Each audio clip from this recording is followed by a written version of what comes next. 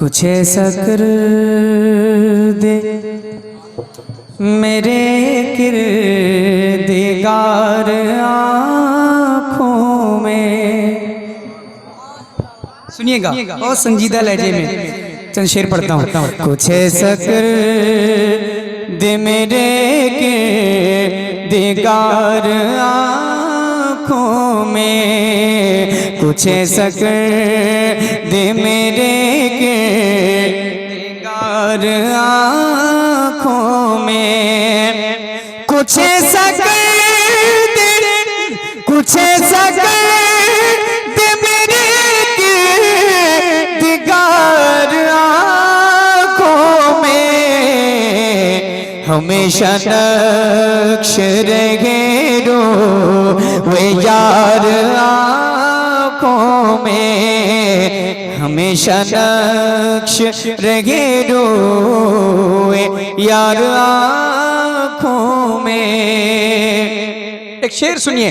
انہیں نہ دیکھا تو کس کام کی ہے یہ آنکھیں. انہیں نہ دیکھا تو کس کام کی ہے یہ آنکھیں کہ دیکھنے کی ہے ساری بہار آنکھوں میں. کہ دیکھنے کی ہے ساری بہار. پڑھیں میرے ساتھ. کہ دیکھنے کی ہے ساری بہار آنکھوں میں. ایک شعر پڑھتا ہوں تمام علماء کرام کی دعائیں حاصل کرتے ہوئے سنیں شعر. یہ دل تڑپ کے کہیں آنکھ میں نہ جائے. یہ دل تڑپ کے کہیں آنکھ میں نہ جائے کہ پھر رہا ہے کسی کا مزار آنکھوں میں. کہ پھر رہا ہے کسی کا مزار آنکھوں میں. عجب نہیں کہ لکھا لو کا نظر آئے. عجب نہیں کہ لکھا لو کا نظر آئے. جو نقش پا کا لگاؤں غبار آنکھوں میں. جو نقش پا کا لگاؤں غبار آنکھوں میں. فرش تو پوچھتے ہو مجھ سے کس کی امت ہو. فرش تو پوچھتے ہو مجھ سے کس کی امت ہو. لو دیکھ لو یہ ہے تصویر یار آنکھوں میں. لو دیکھ لو یہ ہے تصویر یار. آخری شعر اور مکہ سنیں. نظر میں کیسے سمائیں گے پھول جنت کے. نظر میں کیسے سمائیں گے پھول جنت کے. کہ بس چکے ہیں مدینے کے خار آنکھوں میں. کہ بس چکے ہیں مدینے کے خار آنکھوں میں. پیا ہے جام محبت جو آپ نے نوری. پیا ہے جام محبت جو آپ نے ہمیشہ اس کا رہے گا خمار آنکھوں میں کہ دیکھنے کی ہے ساری بہار آنکھوں میں. اسلام.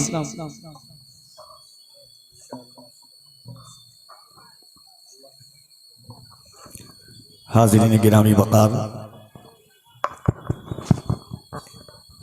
سرکار مدینہ کانفرنس مرغا ٹولی کی یہ زمین بائیسی کے توسل سے آج عالمی شہرت یافتہ ذات گرامی آپ کے درمیان ہیں. اور میں جب بھی سیدی قبلہ مخدوم گرامی وقار حضرت سید امین القادری صاحب قبلہ کی ذات سے آج سے تقریباً 2 سے 3 سال قبل میں نے حضرت کی بارگاہ میں عرض کیا تھا کہ حضور، زمانہ طرح طرح کی باتیں کرتا ہے مگر کبھی آپ کے چہرے پر شکن نہیں آتی اور کبھی آپ اس کا جواب نہیں دیتے ہیں. تو اس وقت حضرت نے تقریباً آج سے 3 سال قبل فرمایا تھا کہ بابو، جن بارگاہوں کا میں فیض یافتہ ہوں انہوں نے جواب دینا کبھی سکھایا نہیں ہے. اب وہ فرماتے ہیں کہ جواب انسان نہیں وقت دے دیتا ہے اور اللہ رب العزت خود اس کو جواب دے دیتا ہے. ساری دنیا کی نگاہوں سے گرا ہے بے دم، تب کہیں جا کے تیرے دل میں جگہ پائی ہے. جو ذات آپ کے درمیان جلوہ گر ہے، نگاہوں کے کیمرے میں مقید کر لیں، دلوں کے نہا خانہ میں اس ذات کو بسا لیں. یہ وہ آنکھ ہے جنہوں نے سرکار مفتی اعظم ہند کو دیکھا ہے. کہہ دیں سبحان اللہ. راز الہ آبادی صاحب قبلہ نے سرکار مفتی اعظم ہند کے وصال کے بعد کہا تھا کہ ڈھونڈتے ڈھونڈتے اس شہر میں تھک جاؤ گے، ایسا مرشد نہ زمانے میں کہیں پاؤ گے. آنسوؤں اب انہی آنکھوں میں ہی رہنا سیکھو، دامن مفتی اعظم نہ کہیں پاؤ گے. آنسوؤں اب انہی آنکھوں میں ہی رہنا سیکھو، دامن مفتی اعظم نہ کہیں پاؤ گے. اگر امیر تحریک سنی دعوت اسلامی کہ پوری زندگی کے خاکہ کو نہیں چھوڑا جائے، اس وقت تک ان کی خدمات کا باب ادھورا رہے گا جب تک کہ سنی دعوت اسلامی کو شامل نہ کر دیا جائے. لوگ کہتے ہیں کہ ممبئی کے نئی نسلوں میں خرافاتیں زیادہ ہیں، مگر لوگ اس بات کو بھی اقرار کرتے ہیں کہ جتنے ممبئی عروس البلاد اور گرد و نواح مہاراشٹر کے مساجد میں نوجوانوں کے سر سجدے میں جھکے ہوتے ہیں، ملک ہندوستان کے شاذ و نادر کسی خطے میں نظر آتے ہیں، اگر اس کا پس منظر اور پیش منظر آپ دیکھیں گے تو یہ وہی ذات گرامی ہے. انہی کی تحریک ہے جنہوں نے لوگوں کی پیشانی میں سجدوں کی لذتوں سے آشناش کرایا ہے.